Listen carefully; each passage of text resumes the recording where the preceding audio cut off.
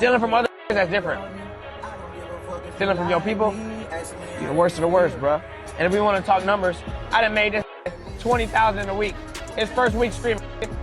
On top of that, I ain't taking a dime from bro. I ain't asking no percentage. I ain't taking. We breaking half on everything, bro. Everything, the Airbnb, the car, the security, the cameraman, everything paid for by me. I'm not telling bro to break even because he making bread now. That's me, bro. My expenses, bro. They reached out to us and said, "Yo, we want y'all to come do a. I want y'all to come for an hour. We was gonna get paid some racks to come for an hour. Cool. We was gonna split it in them. Y'all seen what happened. The rest of what happened. He got paid. I ain't get. Which typically you're supposed to get paid. They supposed to pay. They paid me and him. So that's what he did behind my back. He went to go tell cuz, "Yo, pay me, and then pay me the rest." Nah, we ain't doing that. Adrien Broner, a man who once called himself the Problem, a 4-division world champion who pocketed millions in a single night. You drunk, tripping. Get out. Weirdo. I don't give a you don't want to pull me over. So hold. Do your I'm great. Do your it's good. All right, for sure. No, because that's what it is, though. Yeah, all right. That's what it is. I don't give a about doing what you want. You don't got to do what I want to do. And I don't, and I'm not. I don't then. Getting physically removed from a car, kicked out on the side of the road, on camera, by the same man who had been riding for him when nobody else would. And here's the part that's gonna hit different once you know the full story. Deen didn't just cut Broner off, he cut him off because Broner stole from him. The same Deen who opened his platform, his streams, his circle, and his resources to try and rebuild a man who had fallen all the way down. And Broner bit the hand that fed him. That's right, the man who was broke, broken, and begging for Uber money on a live stream turned around and robbed the one person in his corner. So the question becomes, how did it get this bad? How did a former world champion end up here? And why did Deen even bother trying to help him in the first place? Stay with me, because this story goes way deeper than the clips you've already seen. To understand what makes this situation so staggering, you have to go back to who Adrien Broner actually was at his peak.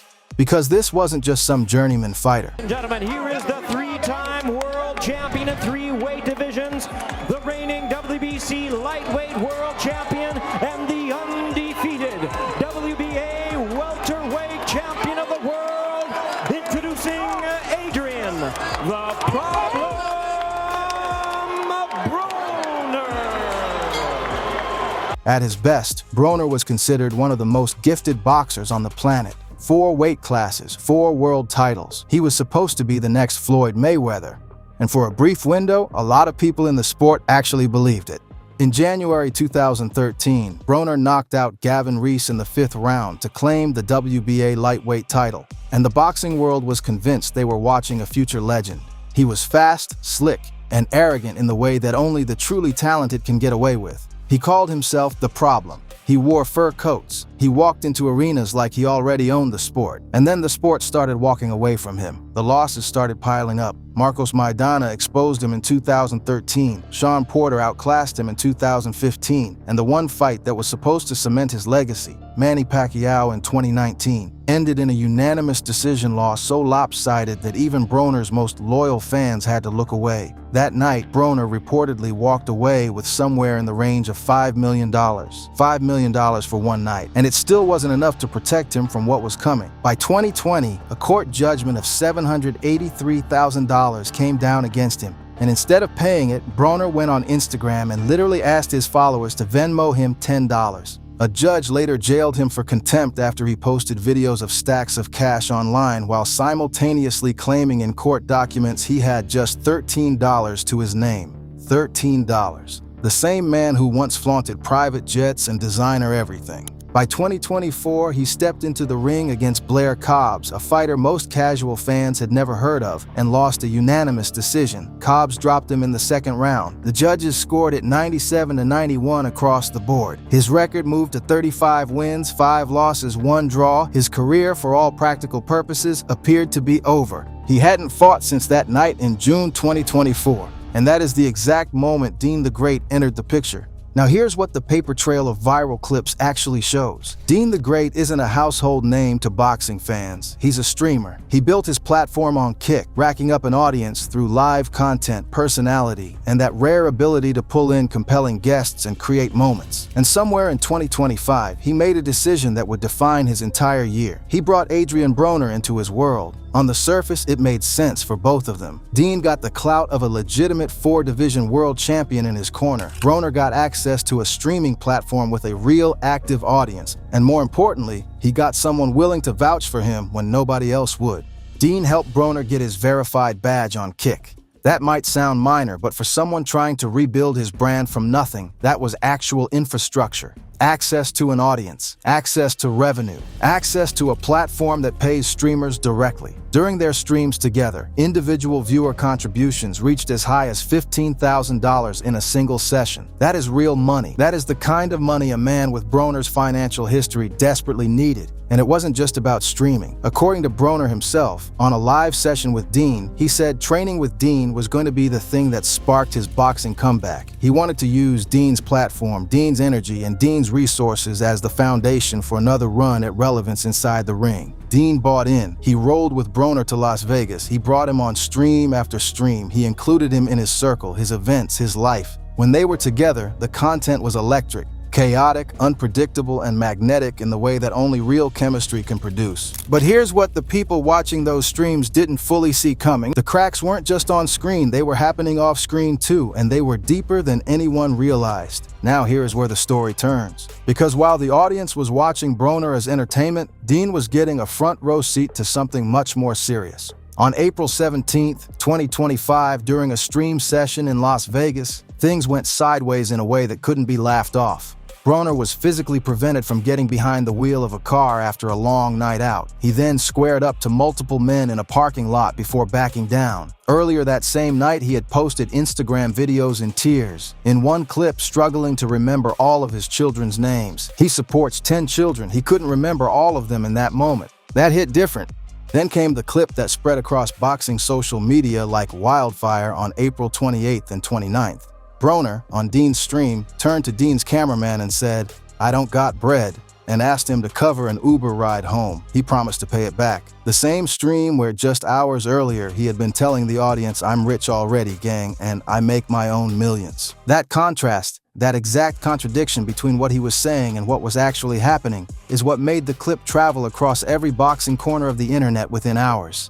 And multiple observers watching the footage noted something uncomfortable about the way it was captured. Broner wasn't in a good state. He had asked them to stop filming, and the camera kept rolling. That tension between what Deen was providing and what Broner was becoming. That's the foundation of everything that broke down next. Here's what the research shows about what finally ended it. It wasn't the wild behavior on stream, it wasn't the parking lot confrontation in Las Vegas, it wasn't even the Uber money clip. All of that Deen absorbed. He kept showing up, he kept bringing Broner along. What ended it was theft. Deen discovered that Broner had stolen from him. The man who had been given access to Deen's platform, his audience, his circle, and his resources took something that wasn't his. And Deen, live and in real time, in the way that streaming culture demands, handled it publicly. He pulled over. He kicked Broner out of the car, on camera, and ended the friendship right there. Think about what that image represents. A former 4-division world champion. A man who once had the entire sport of boxing convinced he was going to be its next great star, standing on the side of the road because the streamer who was trying to rebuild him put him out. And here's the layer of this that the internet clipped but didn't fully process. Broner was reportedly unbothered. He hit the club afterward, like none of it touched him. That disconnect is the most revealing part of the whole story, because a man who still had something to lose would have been devastated in that moment. The fact that he could shake it off and walk into a club tells you everything about where Adrien Broner actually is right now. Now here is where it gets complicated, because this isn't a simple story where one person is entirely the villain and one is entirely the victim. Deen has his own questions to answer. The Uber clip, multiple boxing journalists and commentators noted that the way it was produced was predatory. Broner was clearly not in a good place. He had asked for the camera to stop, and the stream continued. The footage ran. The moment was packaged and distributed to an audience of thousands. There's a version of this story where Deen was genuinely trying to help a man he believed in. There's another version where a platform with a growing audience recognized that a broken former champion was excellent content. and leaned into that. The truth is probably somewhere in between, and that ambiguity is what makes the whole thing more uncomfortable than a simple betrayal story. Because you have two men who were using each other. Broner needed the platform, the validation, the income. Deen needed the audience, the energy, the celebrity access. Each of them got something from the relationship, and each of them, in their own way, took more than they gave. Broner took money that wasn't his. Deen kept a camera on a man who was struggling in ways that went beyond content. Two people, one situation, a record on both sides that isn't clean. What came after all of this started with a very simple question that nobody in Broner's orbit seems willing to answer out loud. Who is actually helping him? Because the pattern here isn't new. The financial collapse, those court judgments totaling over $1.5 million, the Instagram posts flashing cash while claiming to have nothing, the 10 children he openly admitted he has no steady income to support. None of that started with Deen. Deen was the latest chapter in a story that has been building for years. A 2019 court order requiring nearly $830,000. A 2020 judgment of $783,000 that led to him asking fans to send $10 on Instagram. By 2025, publicly admitting he had no money and selling Instagram promotions to survive. The slope from a $5 million Pacquiao payday to asking a cameraman for Uber money is steep, and it has been entirely painfully public. By November 2025, reports surfaced that Broner had returned to the gym after a 17-month layoff. No comeback fight confirmed, no opponent, no date. Don King attempted to set up comeback situations in recent years with no traction. The platforms that once chased Broner, Showtime, major promotions, have moved on. The streaming world gave him a second look, and that too collapsed in a parking lot and then on the side of a road. What comes next is genuinely unclear. Not unclear in the way boxing fans talk about fighters who have one good run left in them. Unclear in a way that goes beyond the sport entirely. Two men, one platform, one attempt at a second chance that ended on the side of a road with a door slamming shut. The question that remains isn't whether Adrien Broner can come back in boxing. That question almost feels secondary now.